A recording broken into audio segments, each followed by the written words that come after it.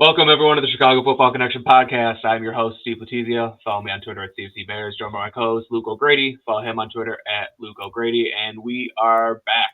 It's been, we did one podcast, I think, after week one, and the Bears just broke us. So we said, screw it. We have too much going on in our lives. Let's put a hold on this. But we're back doing the off season and everything that comes with it. I know we said this last year. I think we said this last year. That's funny. I know what you're going to say. History. But I think we've topped it with this offseason because I think this actually is the most important Bears offseason in recent memory, at least. So we got a lot to talk about. But first, just Luke, how you doing? It's been a long time. Good, man. How you doing? Yeah. Yeah, I think we had really high hopes for the season. And then I think the very first week it was a pretty important game for us, and I think it was a pretty bad game for us. I think we needed a lot more out of Justin Fields than we got that game against the Packers. Yeah.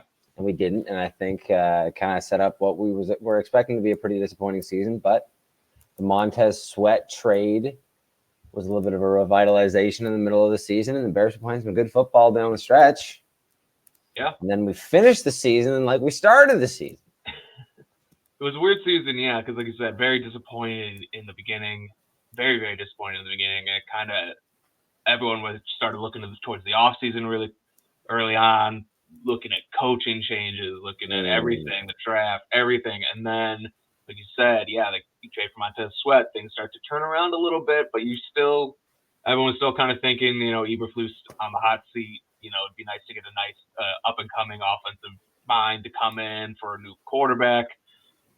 Bears decided to stick with Eberflus, obviously, which we'll get into on our thoughts on that and everything. So it's just a weird season because it was like the tale of two seasons. The first half was terrible, second half was a little bit better. It did show promise, but I don't think no matter how you slice it, just wasn't how everyone kind of expected it to be. We didn't when before the season started. We weren't talking playoffs really, maybe they could luck into a few more wins, but we were talking 6-7 wins. So, and that's what they got. So it's not like it was disappointing in that way. It was just how they got those wins. They didn't look great getting those wins. The offense did not take the steps that we thought. Yeah. I think I kind of aggressively set my win expectation. I might have said 10 wins. I might have dialed it back and said 9.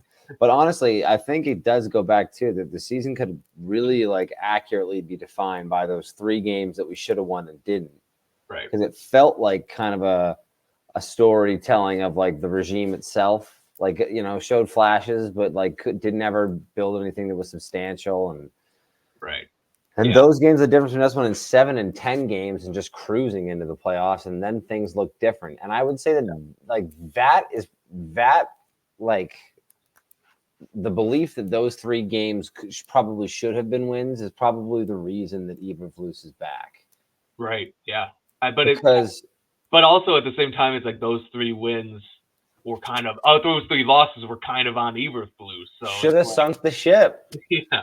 I know, and I think I think you're right. It's we were so close, but but the reason we didn't get over the finish line was because of the guy you're deciding to keep. So it doesn't make any sense. And I think that probably segues into what we thought about the decision to keep Eberflus.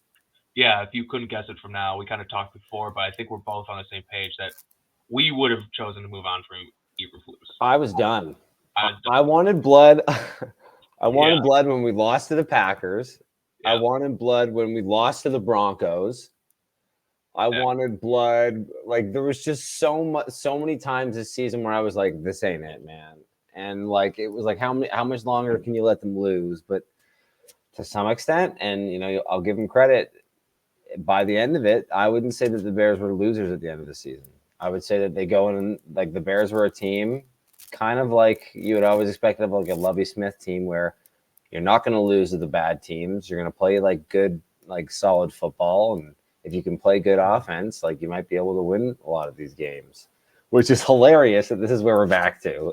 Yeah, exactly. And it's you can completely reset the script if you go and hire a young offensive mind at head coach. But by keeping Eberflus, it will always be if we can get some good offense and the defense plays like it did. Yeah. I mean, we'll get to like the quarterback situation, I'm sure. But yeah, like linking up young offensive-minded head coach with a new quarterback, and he brings in his offensive coordinator and a new coach. It's the blueprint is there for success. So that's really where it came for me. If the Bears didn't have the first overall pick and just had the 9th pick, and in that case, you're for sure keeping Justin Fields, then I'd be like, okay, bringing Matt Eberflus back, having some continuity, that's not a bad thing. But it's just the situation they find themselves in, where they kind of I don't want to say lucked into it because they made the trade, but they kind of did luck into having this first overall pick, and it kind of just seemed like the universe was handing the Bears like the answer on a silver platter, and they were just like, no thanks, we're good. Seriously. And 2 years in a row, you have the first overall pick. Especially with like Ben Johnson from the Lions looking like a pretty good head coaching candidate. Bobby Slowick from the Texans. These offensive guys who, and again, we'll get into it. These are guys who are running similar schemes to the offensive coordinators that they're bringing in for interviews. So they clearly want that scheme, and they could have just hired those guys as a head coach. Still brought in these offensive coordinators to be the offense, and then once they go on, you still have the same scheme and everything. So it's just frustrating. I watched the presser. At least saw the highlights of it, and it kind of just seemed like the same old from the Bears. The same thing. The same things we already hear, just talk for talk's sake, and not really quelling any of my concerns. But that being said, it's not changing now, so there's no really point in just going and just complaining. Matt Eberflus is the head coach of the Bears, so we just got to focus on the next steps. Just because you can win with a defensive-minded head coach. The Bills do it. Bills have done it. Bill Belichick was a defensive-minded head coach. John Harbaugh was a special teams coach. You don't need necessarily to have that offensive-minded head coach, but when you're potentially bringing in a new quarterback, it would make sense. But you could still win with a defensive-minded head coach as long as you get the offensive coordinator hire done correct. And they have 6 names, I believe, they've interviewed. And a lot of them, I think, are pretty good candidates. So I'll just run through them real quickly for the people. So Shane Waldron, who's the Seahawks offensive coordinator, who would really only be available because Pete Carroll is moving on. Otherwise, I don't think he would be really available for a lateral move like that. So I think that would be a great hire. Liam Cohen is the Kentucky offensive coordinator. Greg Roman was out of football this year, but he was the former Ravens offensive coordinator who worked with Lamar Jackson. Clint Kubiak, the 49ers passing game coordinator, so obviously working with Kyle Shanahan. Thomas Brown is the Panthers offensive coordinator, previously under Sean McVay. And then Greg Olson, who's the Seahawks QB coach, current Seahawks QB coach, and then former Raiders, Bucks, Jaguars offensive coordinator. So a lot of good names there. There's 5 of the 6 come from like the Shanahan, the LaFleur, McVay coaching trees. So a lot of good names there, a lot of good options. Yeah, I mean, I think if you were gonna keep Flus, you had to fire Getsy. I think that kind of was like that was the thing with Getsy is Getsy had to have his scapegoat, which to some extent you could argue was probably fair. I don't know. Depending on how this offseason goes, we might find out if it was Fields or if it was Getsy. We may lose both Fields and Getsy, and they might always kind of be tied at the hip. Hard to say who failed who. Mm-hmm. But the offense failed, and if if Flus was gonna stay, he needed to sell those above that he was gonna fix the offense, and that started by losing Getsy, which I think was the right move. And I can be a little bit more optimistic about a Flus head coach if they handle all the other things they need to handle this offseason correctly. Mm-hmm. First being this offensive coordinator hire, and I think so far I've been pretty impressed with the people they've been interviewing. At least I think from a process standpoint, it's showing me that they're interviewing the people that I think the league would say is playing a system that is starting to flourish or has, proven to have benefits. It's not as uncoordinated. It feels like as Getsy, like it's a lot more of like building your pass sets off of your run sets and like a functional run game like that. And Yep, and they're also interviewing guys. Well, at least some of the guys have play calling experience, which Getsy did not have coming from Green Bay.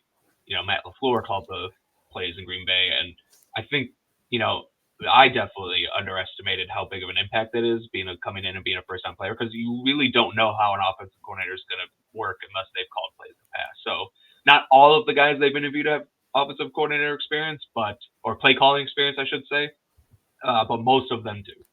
So getting a guy who can come in and has that background working in that Shanahan tree, which I love, but has experience doing the job and calling plays is really important. This is too pivotal of an offseason to go kind of with an unknown calling plays.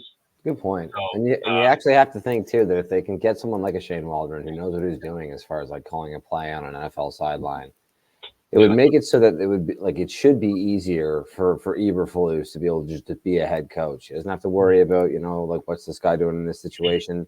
Do I have to worry about my offensive coordinator like running or throwing too much or like understanding like the situation of the game? Like he can just go be a head coach if he trusts that his offensive coordinator knows what they're doing in the play calling side. Yeah, just let them kind of basically be the assistant head coach. Like you just take the offense, I'll take the defense.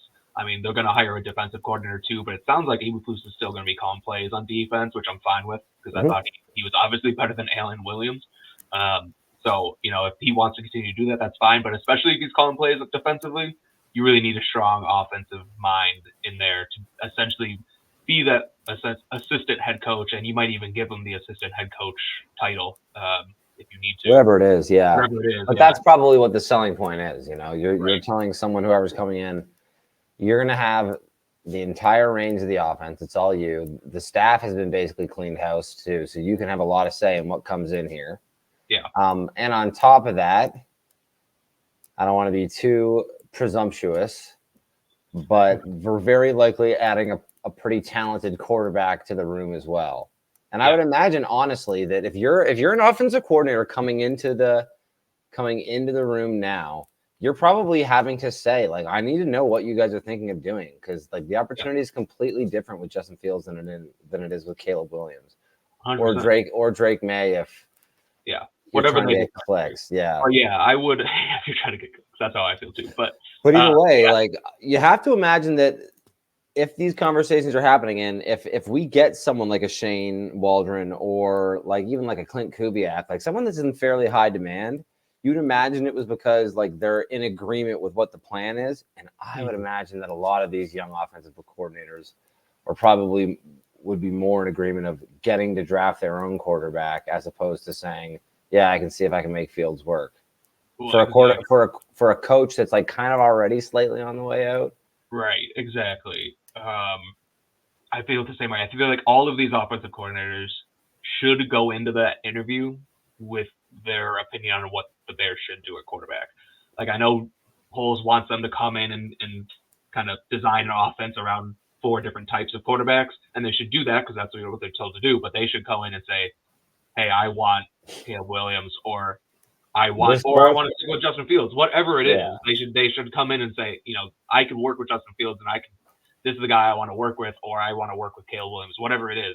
I don't know, but they should have a strong opinion. And I think interviewing all these guys, they're picking their brains too as well, because these guys are watching all the tape and everything. They're like, what would you do? They're getting a lot of input. Just wondering. But who also, do you think is good? Just seeing the names that they've interviewed and where they're coming from, 5 out of the 6 are from that Shanahan tree. I think all 5 of those guys would say Caleb Williams. He just fits that offense so much better. That's the quick game. That's getting the ball out. That's, not big game hunting. Greg Roman, on the other hand, that might be someone who might come in and say, I could work with Fields and I can do the same thing I did with Lamar, which I think Greg Roman's interesting because I think Greg Roman would be the best offensive coordinator for Justin Fields if you want it, just in terms of like winning a few games. But he would also be a bad coordinator for Justin Fields because Justin Fields would not develop as a passer because of the offense he'd been. It's this weird thing. Like, Justin Fields would work really well in his offense because he has that elite rushing ability. But you're basically, if you hire Greg Roman, you're basically giving up on Justin Fields ever becoming a better passer. If that makes sense. Like He would just really lean into his running ability and say, this is what we're going to do now and just go from there. The other that guy would basically be it, which would be like the biggest nightmare, I would say, is that if like the signal is if they hire Greg Roman, it's that like this is who Justin Fields is, and Justin Fields is also our quarterback, and that would be like hell on earth. Yeah. I mean, if they hire someone else, that doesn't necessarily mean they're going to take Caleb Williams. I think they would lean that way, but it doesn't necessarily mean it. If they hire Greg Roman, they're sticking with Justin Fields. You wouldn't hire Greg Roman and then draft Caleb Williams. That would be stupid. So that's the only one that would maybe really tell us where they're headed. But yeah, I mean, just reports from around the league. I know we were talking that Office Corner is kind of transitioning to quarterback, but like it is kind of the biggest thing this offseason. It's part of it. It does seem like the reports from every talent evaluator, former GM, current GMs from around the league, just what everyone's hearing is that it's Caleb Williams' job to lose with the Bears. Like, I think they're going in, and I think the Bears are going into it looking for reasons not to draft Caleb Williams rather than looking for reasons to keep Justin Fields. You know, like it's like they're leaning Caleb Williams, and they're just going to do their due diligence. It's like, okay, is there any reason not to draft Caleb Williams? Took the words right out of my mouth. That's a great way to look at it. And you know what? It's exactly how I want the Bears general manager to think about this process, because the most obvious like decision to make right now, like from all the information that we have, is that just draft Caleb Williams and don't think about it too much. You reset the cycle. You already have a talented roster. You're going to add another top 10 pick to the roster. You don't even need to trade Justin Fields, but you could. And honestly, his value might be higher than I think a lot of people anticipate. Yeah, that'll be interesting. I guess technically it doesn't need to be Caleb Williams, but that kind of comes part and parcel with what I've seen, is that like Caleb Williams is incredibly impressive, and I don't think any other quarterback in the class really is. Yeah, I mean, I agree. I've watched pretty much all of Caleb Williams and Drake May, and while I think Drake May is a good prospect, I don't think they're that close in terms of arm or talent and just tape itself. I mean, there's just so much with Caleb Williams. I think it's Caleb Williams for Justin Fields. I don't think you would, if you pass up on Caleb Williams, you're not taking Drake May. Like, he's I don't want to say head and shoulders above it, because I don't want to diminish Drake May. He's a good prospect in his own right, but he's in a different category. From what I've seen. Yeah, no, I think that like that is so obviously the choice that like polls, all the evaluating that polls is doing would be the contrary to that. Like, is there any reason why I shouldn't just do that? Right. The character stuff. I mean, a lot of the character stuff is very much overblown. But you're going to look into, if you're investing the first overall pick in a player, you want to know everything about him. I mean, you're going to dig deeper than anyone else is going to dig. So if there is anything in his character concerns, they'll find it. I think they're all overblown, or from at least the ones that are being reported are overblown. Like he declared, he said he would play for any team. I know a lot of people are saying that, like, oh, he doesn't even want to play for the Bears. That's been debunked. You know, he paints his nails. He cried on the sidelines at one time. I don't care about that. As long as you win, I don't really care. To me, that showed a guy who crying on the sideline. That showed a guy who's passionate about football. I mean, you can kind of spin that however you want. You can either spin that as passion or you can spin it as weak. But yeah, I don't know. I mean, whatever. The guy's incredibly talented, and the guy's 20 years old. Exactly. Yeah. Like, there's just like some of the stuff, like, you can try and convince me. I mean, you're going to hear it a lot. You're going to hear it all throughout the cycle about, like, he's going to get slandered so much worse than he already has. It's going to be brutal. Yeah. But for the most part, there's not, unless like he does something that's like criminal, there's not a whole lot that can come out in the next little bit that's going to convince me he's that immature of a young man. There's a whole lot of good interview like stuff and stuff of him really coming across in the right way. And, I think on top of that, I think there have been people with considerably more character concerns that have gone in the past, 5 or 6 years that have been totally fine. It doesn't worry me the slightest. Yeah, I mean, you gotta differentiate it. Like you said, he's a kid. You gotta differentiate it. Is this something that just a 20-year-old is stupid and did, or is it something that's an actual character concern? I got my ears pierced. My first year of university. I remember we all make that decision. I see the photos of it, and I'm just like, We've all been there. We've all been there. So and you turned out okay though. So I did. That wasn't a character concern. That wasn't a character concern. It was just a bad decision. Yeah, exactly. 100%. No, I think anyway. Like all that to say, if you do stay, and this is funny because the dynamic about staying at 1 isn't as straightforward as you'd think. If you believe the Bears are going to take Caleb Williams, then obviously they're going to go into draft night with the first overall pick. But if you don't believe that they're going to take Caleb Williams, if you think for some reason they're happy with a different quarterback or and they're willing to trade down, because you know for a fact that if you give Washington the chance, Washington will trade from 1 to 2 to get to that first pick for Caleb Williams. If they plan to do anything other than Caleb Williams, it still makes sense for them to go into draft night with that first pick because you can actually trade more draft capital on draft night than you're allowed to any day leading up to the draft. That's a good point. So we may see the Bears hold that pick with or without the decision of taking Caleb Williams all the way until draft night anyway. And it's just going to be nothing but insane speculation the entire time. Yeah, no, this isn't good. This is not. We're not going to get a trade in March like we did last year. Regardless of what they do, it's not going to happen. We better not get a trade at all. Yeah, right. Yeah.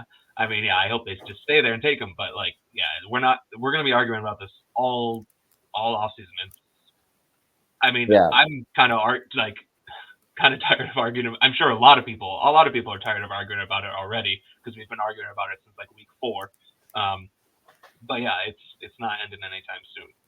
So, is there a world where the Bears do that?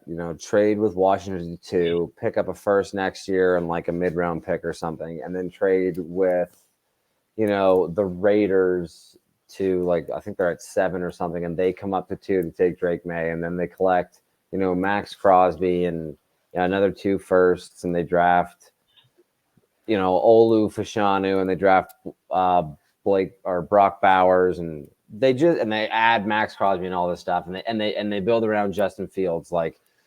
Does that blow your hair back? Would that do it for you? I see why people would want that. I'm not going to sit here and say Justin Fields is terrible. He's not an NFL quarterback. And they need to draft a quarterback. It's different than a few years ago with Trubisky. Trubisky was a backup quarterback. Totally. Justin Fields is a starting quarterback in the NFL. Totally. So it's not I wouldn't do it that way, but I could see the appeal. One thing I don't really understand about the people who are the Bears have too many weaknesses. We need to trade down and accumulate more picks. What does a first round pick next year is great, but that doesn't help you this year. So you're still not addressing the needs of the roster by trading back that much. You get an extra second round pick, but second round picks we saw this year are hit or miss.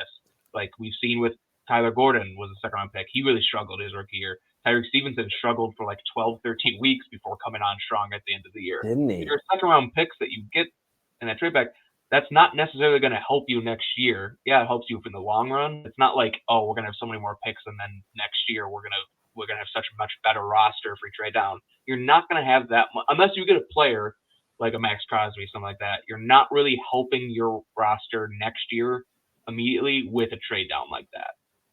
That's the way I feel about it. So, yeah, it's still a way you could go, but that's still building towards the future, just as picking a quarterback at 1 kind of is playing for the future. So that's the kind of way I look at it. But yeah, I think Justin Fields is a starting quarterback. If the Bears didn't have the first overall pick, I'd be saying take the best wide receiver at 9 or offensive tackle, whatever you want at 9, and build around Justin Fields.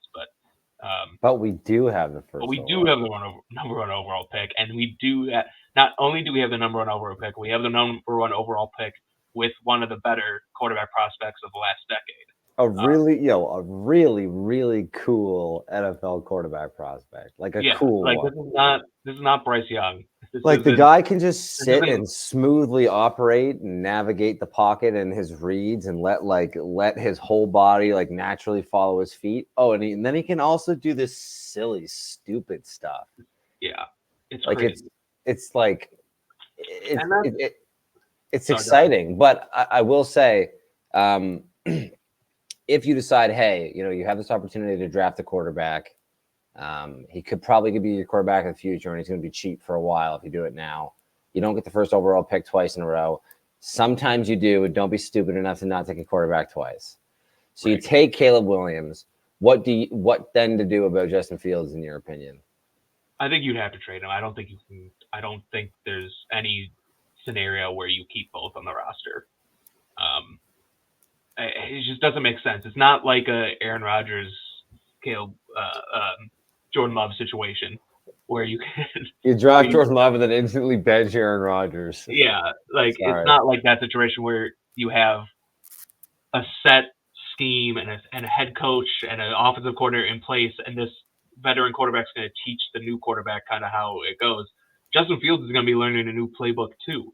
So it's not like a mentor situation. They're both going to be kind of fighting. You got to trade Justin Fields if you do draft a quarterback at 1, or if you draft Caleb Williams, you got to trade Justin Fields. I know Mel Kiper said you can get a first-round pick for him. I don't know about that. I think depending on where the first-round pick is, that actually doesn't surprise me. The Steelers are drafting like 20. That's the only one. I don't know. Only one I could say maybe. Do you know what the thing is, man? And I'm actually keen to mention this, is that I think, like, especially like amongst Bears fans that are maybe a little bit more in the know, because even amongst some Bears fans, I don't get it.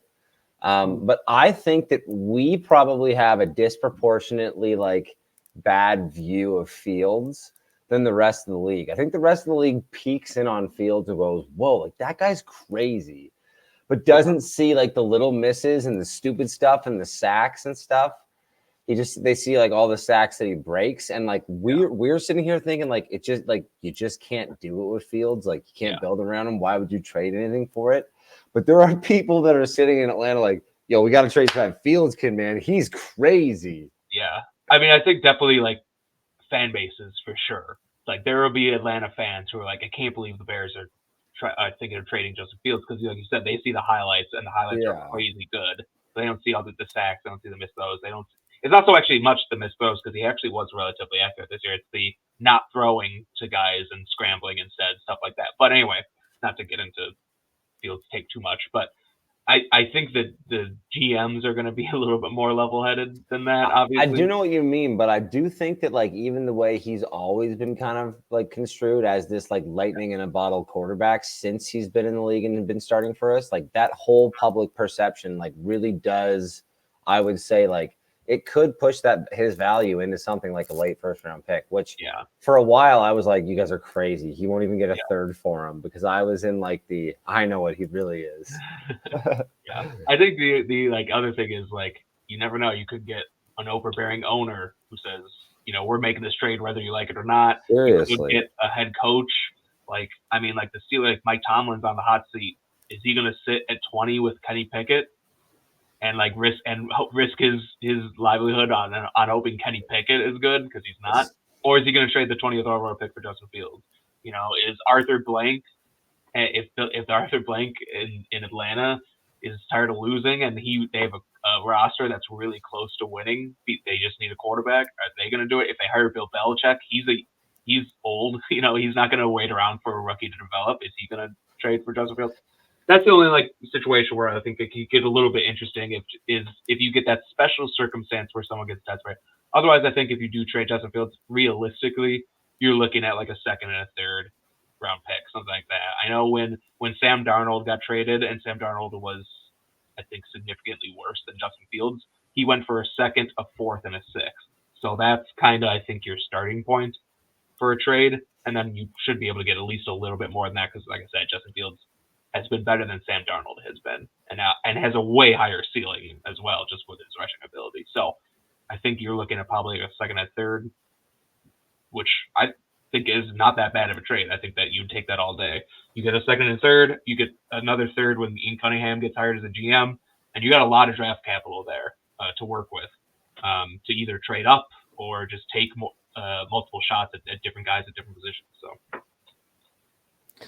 It is tough. It's I think it's funny that we call it such a big offseason, and it is, because it's going to dictate what happens. The next decade of this franchise is going to be we're going to be hearing it on Monday Night Football when, we're losing to a team. Oh, imagine if the Bears had just done this, this, this, and this. Like we hear about every time with Patrick Mahomes and stuff. Yep. But no matter what they do, week 1, we'll be hearing the Bears should have stuck with Justin Fields, or the Bears should have drafted Caleb Williams. It's inevitable. It's inevitable. But the fact that it's so important, I think like some people confuse it with being like this off season of endless opportunity, and that's only true if you believe that Justin Fields can be the quarterback of the Chicago Bears. And I think it almost takes some of the fun out of it, because to me it's like such an important one, but it's so straightforward. And this will basically be unless I would be shocked if anything changes my mind, but the bell will basically be ringing all off season. Will be, draft Caleb Williams, trade Justin Fields, hire a good young offensive mind that's going to utilize the players that we have in house. Yeah. Yeah, and I do want to get back to the offensive quiz. We started talking about offensive corners, and obviously it morphed into Caleb Williams versus Justin Fields debate, because that's just, how it goes. But I do want to just see, do you have any favorites for offensive coordinator? Or Shane Waldron is I think very rightfully so, at the top of everybody's talking points right now. He's proven he can do it. He's got a track record of doing it consistently. I think there've been some quotes I was reading about him too, about how he likes to build his offense, and I think it fits what I'd like to see in an offensive coordinator. Yeah, I'm kind of in the same boat. He was the guy I was thinking too. I think that's what most people are thinking, is because, like you said, he has the experience. He wouldn't be available. He really shouldn't be looking for a job. Yeah, if Pete Carroll, is still coaching, the head coach of the Seahawks, Shane Waldron's probably looking at more of a head coaching position. And it's possible he even still does get a head coaching position. You never know this offseason. But usually guys don't make that lateral move, but it's just a special circumstance. So to me, I think that's – the other guys, I like Clint Kubiak, I like Thomas Brown, I like Greg Olsen to an extent. Liam Cullen, I don't know. I did watch some Kentucky tape today, and it was actually pretty okay, but he's kind of more of an unknown. So I think Shane Waldron, Clint Kubiak, and Thomas Brown would probably be my 3. But yeah, Shane Waldron is definitely at the top of the list. Yeah, I'd say Shane Waldron, then probably Clint. Yeah, Clint would excite me just because because first off, football name. We got a Kubiak. We got a Kubiak in the building. But also coming from San Fran, the passing game coordinator of an offensive system that I really like. I think a lot of that system works because of the parts in it. A lot of that screen stuff works because they have the Debos and the Ayuks and stuff like that. But a lot of it is really, really West Coast based stuff, timing based, rhythms where people are getting open at different times versus kind of just 3 good routes together, which I feel we've seen a lot with Getsy, and we saw with Nagy too. And it would be a nice change from the more uncoordinated offense we're seeing. I think they're hard to learn, which could make it so that maybe we'd have to temper our expectations more for next year. But I think that would be worth it in the long run. Yeah, I agree. So I guess what things we'll kind of end on is just kind of overall offseason plan. We have free agency. We've got $60 million in free agency. We have two top 10 draft picks. Obviously, we talked about the quarterback position, probably enough. But and then what was I just gonna say? Yeah. So kind of how do you see this off season going? Is there any? The other thing we probably should talk about is Jaylon Johnson. Jaylon Johnson, yeah, big decision for the Bears. So obviously Jaylon is looking for a new contract, and he definitely deserves a new contract. Said today he wants to be the highest paid cornerback in the league, and he played the highest paid, he should be the highest paid quarterback. Played so good this year. He played sick, and he didn't play in the season finale, and the Bears played like junk. Yeah, they played like junk without him. What do you do? What do you do with Jaylon Johnson? What's your thoughts? What would you do if you're Ryan Poles? What are you doing? Are you giving him highest paid contract? Yeah. I'll probably try and negotiate with him. Listen, here's the thing. There's enough you can argue on the side to not pay him the highest in the league that you could probably get him with maybe highest signing bonus if you get him for a 4-year, and then just maybe second highest yearly average. But if you're going to buy into the fact that, you have a good team, you're going to add a cheap young quarterback to it, a good offensive coordinator, you can afford to pay your great players right now. Mm-hmm. So just go do it. None of it makes sense without him. Then we have a huge hole and a bad defense, and we have a good hole. We have a good young player locked up for a long time and a good defense if you just sign him. Yeah. If it takes giving him the most money in the league, it's like, whatever. It's so stupid. Well, not stupid, but like when you make a guy the highest paid at a position in the NFL, in 2 years he's like 5th or 6th on that list. I know. It's every top guy just gets the top payment, and then the next guy will pass him, and next guy will pass him. So just give him the money. I mean, but he's worth it. I mean, it's been so long since the Bears have had a homegrown talent who's like really actually like progressed. Because like Jaylon Johnson has been like solid throughout his career, but like this year he really took that next step. And you just can't. Eventually, you just got to sign those guys. Yeah, just and sign them. The only thing, the thing they do have going for him is they do have the franchise tag in their back pocket, so that might help him a little bit. So maybe he doesn't get the top of the top end, but he's going to get something up there. So, and he has said he wants to stay in Chicago, so that's good too. He has, and it seemed like he was pretty optimistic about a deal getting done, even like a week ago. It's so funny. Remember 5 weeks ago, or 6 weeks ago, his quote was like literally like, "I'm not asking for the most money of the game." Yeah, and then so now it's like we're at yeah. But like that's what he should be. That's what he should be doing. He should be absolutely at the top of the market, and I don't know if he's going to get that, but that's exactly where he should be starting his negotiations at. So. Yeah. No, I think from a should-be point of view, if you're the Bears, you just franchise tag him, and then you can basically just tie it to the draft and to Eberflus, and then if you decide that maybe you made the wrong decision, you can kind of trade and cut ties and kind of start your rebuild that way. Because if you get this Eberflus and this draft thing wrong, it is going to be the start of a new thing. You probably lose Ryan Poles too, and then whoever comes in, they can make their decision at that point with Jaylon Johnson. But I would sign him because I think it just makes sense to have good players in your roster. He's a good young cornerback. It's one of the most important positions on the team. Mm-hmm. Yep. And Poles has an opportunity to he's done it a couple of times already. He has an opportunity to show these homegrown guys that they get rewarded in Chicago. And I don't think that's not nothing, I guess.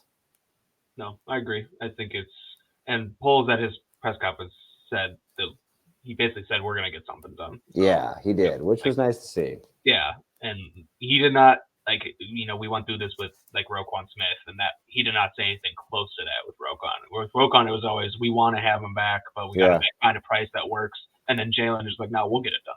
So now Jaylon's going to be here. Yeah, he is slightly one of the engines that makes that defense work. We saw that in week 18, and I really, really hope that we get him back. Yeah, exactly. And then, with Jaylon and Tyreek Stevenson and Kyle Gordon, you got a pretty good cornerback room there. Totally. If Stevenson and Gordon keep progressing, you could potentially have one of the better defensive backfields in football. Totally. And that's all homegrown drafted talent. And that actually kind of plays into the thoughts that go into the offseason, where it's kind of become clear that Poles does treat free agency as an opportunity to add non-premium positions to the team. Yeah. And then he uses the draft as an opportunity to add premium positions. And it's almost without fail. He's not going to just not draft some non-premium positions, especially as the draft goes on. But even in the first 3 rounds, for example, and the big contracts he's handed out in free agency are almost exclusively to that rule, Yeah. We saw those big linebacker contracts. We saw him sign 3 running backs. And then in the draft, he goes, trenches, cornerbacks, receivers. Yep.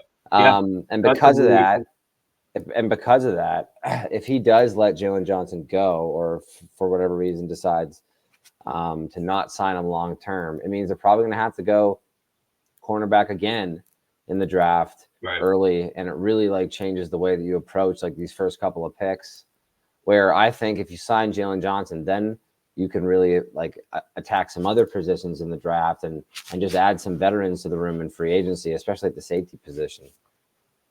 That's I agree with everything you just said, because like you said, I like his strategy of spending on non-premium positions, drafting premium positions, and like you said, if you don't sign Jaylon Johnson, you have to replace him somewhere. So probably draft another cornerback, and so it's not just the money that you're also wasting another pick on addressing that position. So seriously, it makes sense to me, and I think we'll this is the first off-season podcast we're doing. We'll talk more specifically about the draft and more specifically about free agency and like guys we like. But if you're Ryan Poles, like what's the position that couple positions maybe that you're like really going hard in? Could be free agency, could be the draft, doesn't matter. Just like where are you trying to upgrade? Yeah, I think if we assume that we're keeping Jaylon Johnson, because that's a totally different dynamic. Because if you don't keep Jaylon Johnson, you have like a Jaylon Johnson size hole in your roster. Yeah. And that changes things. Let's assume it's Jaylon Johnson staying. Yeah, I think the most important position group in the offseason is edge. Okay.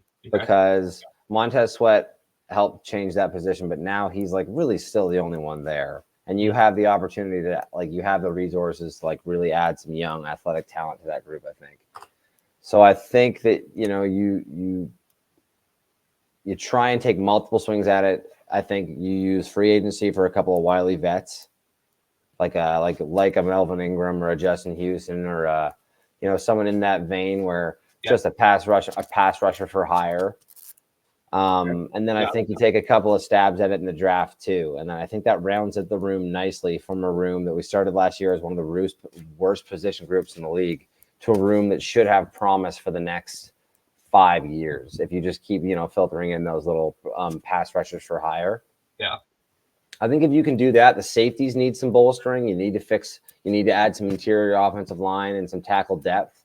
But if you can do that to the edge position, I think that there's nothing that's completely glaring. I'd love to see a big contract spent on a defensive tackle, but that seems like a position that Poles, again, would feel like is a better thing to address in the draft. So as it stands, I would say just take a couple big swings at edge and then just get value where you can and best player available to fill out the rest of the roster. Yeah, no, I like that. Edge is definitely a big one, especially, since Eberflus is back, they're going to attack that position pretty aggressively in the offseason. Yep. Either, like you said, either a big contract or maybe someone at pick 9 or whatever, something like that, or maybe both. Who knows? It's a position you need at least three guys at. So, but yeah, you got Montez Sweat. DeMarcus Walker kind of played well towards the end of the year, but I still think he's a third. He's like a third rusher, not really a starter. So you can get someone who can be opposite Montez Sweat, and then DeMarcus Walker can give both those guys a breather, and then also maybe come and rush from the interior on obvious passing situations. Something like that would be really nice. And safety, like you said, that's a non-premium position. That's something I think they're going to attack in free agency. They're not necessarily going to draft a safety. At least and we're probably going to cut one this offseason. And yep, Eddie Jackson probably has played his last snap for the Bears, but that also gives you $10-12 million extra to go sign a safety. So, go sign two of them. Yeah, two of them. Because who knows? But and then like you said, interior offensive line, center specifically. I don't know if they're going to be. It's interesting because someone mentioned this on Twitter. I don't know who it was but I did a mock draft. I had them drafting a center, and he was like, and Caleb Williams, and he's like, I don't like pairing up a rookie quarterback with a rookie center, which actually kind of makes some sense. So maybe they choose to sign a center in free agency and then also maybe draft one later. Center, non-premium position tattooed all over it. Yeah. Go pay some steady Eddie veteran at the center position. And then if you want, you can actually draft, a center in the 4th or 5th round. Center is one of those positions I feel like in the last few years, and even today I was actually looking at this, that I feel like, the data revolution in football and the positional value understanding has pushed centers down the board a little bit. They're not they just don't they'll never be picked top 15. And most of the time, more often than not, the best one is taken for the first time in the 2nd round. Which pushes a lot of talent down the board, and you can go and get a safety a little later. I think we saw that in this year's draft too, with someone like Luke Weichler. If you pair that with, just a nice steady Eddie center from free agency, you got to feel great about that position. For sure. Yeah, and I think this will be another year where we probably don't see a center draft from the 1st round. So, they'll have options no matter what they do. But yeah, like I said, we'll definitely do a designated draft show and a designated free agents show. But yeah, those are kind of the positions that you need to keep an eye on. I don't think that's anything new to Bears fans. Those are positions we've been talking about for a long time. But we'll eventually do like more breakdowns on who we want and everything. All the positions and all that. We did it last offseason. We'll do it again. We'll do it again. But until then, the college season's over, so like obviously like that's all set in stone. The people that are in the draft, like the tapes to be watched, and like it's all available now. But the real thing next is we got to find out who our offensive coordinator is. Yep. That's the next big domino to fall in Bearsville, because to some extent, when you find out who the offensive coordinator is, you have to imagine that that's kind of in cement that there's a plan in Hallis Hall now. They kind of know what they want their offseason to look like, and that's when you can hopefully start reading the tea leaves and seeing, what this team might look like come like the summer. Oh yeah, as soon as that offensive coordinator is announced, people are going to put their conspiracy tinfoil hats on and start digging into their background. Like, he once talked to Caleb Williams and like they're definitely drafting him and all that stuff. Like, so it'll be fun. Hopefully by the time next week comes around and we're doing another podcast, we know who the offensive coordinator is. I think they are gonna. The only thing is that might be holding up is Kubiak is still in the playoffs. Right. And we're obviously going to be rooting for. Oh, and that was something. That was something I actually wanted to get you quickly. Yeah. I'd love it. Let's do it. Let's do the NFL games. I'd love to hear who you think's going to win them. Also, man, can we talk about how completely and utterly repulsive it is how good the Packers are? Yeah, no, I don't want to talk about that at all. Fuck Jordan Love. Oh, it's insane. Okay, right, Texans, Ravens. I think the Ravens are going to win that one. I think the Texans were a really nice story, and I think CJ Stroud's really good, and they're an up and coming team, but they're a year away. Okay, I think the Ravens. Yeah, a year away sounds good to me. I take the Ravens there too. Bucks, Lions. Lions. Honestly, I'm going to roll with the Bucks. I think the Lions. Dude, I like the Bucks. The Bucks. That team. 2 years ago, they won a Super Bowl. They're in the playoffs last year. They're like, there's a lot of experience on that roster. Yeah, they've been there way more than the Lions have. Yeah, Baker Mayfield's not. I mean, I see Baker Mayfield and Jared Goff relatively similar. I don't think there's a huge drop off there. Maybe Jared Goff is better, but I don't think there's like a huge drop off there. And usually, I just go with the better quarterback's going to win.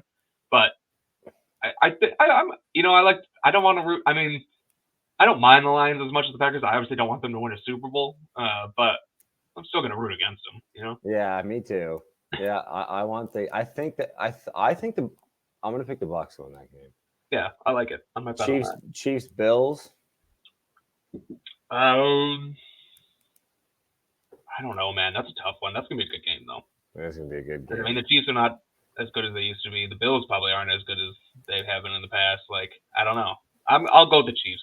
I'll go with the Chiefs on that one. Wow. I think the Bills take them down. Mm-hmm. Right. I do. When was the last time that Patrick Mahomes lost before the AFC Championship? Has he ever? I don't know. I'd have to look at that. He has a playoff loss to the Pats. Maybe that one wasn't an AFC. Yeah. And then Packers 49ers. I mean, you know who we want. I'd actually be lying to you if I said that this Packers team didn't think that they could do it. But these Packers have also been a little bipolar this year. Like, they've had like really good games and then followed up with really bad games. So I wouldn't be surprised. I mean, the 49ers are really good. I think the problem is it feels like the 49ers haven't played football in forever. And it feels like the Packers have been like knocking. Yeah, dude. It's like there was this like experiment done where they had these like mice fight for food.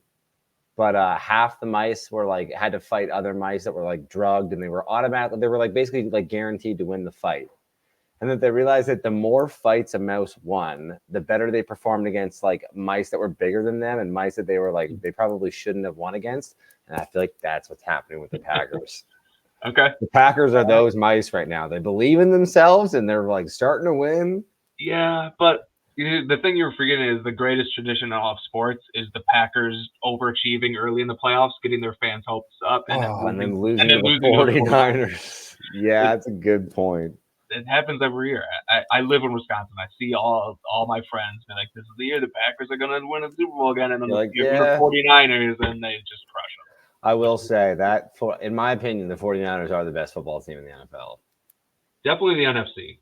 Like whether they win or lose, I still think they're the best team in the NFC. Yeah, I know they lost the Ravens, but I bet if they played 100 games, the 49ers win 60.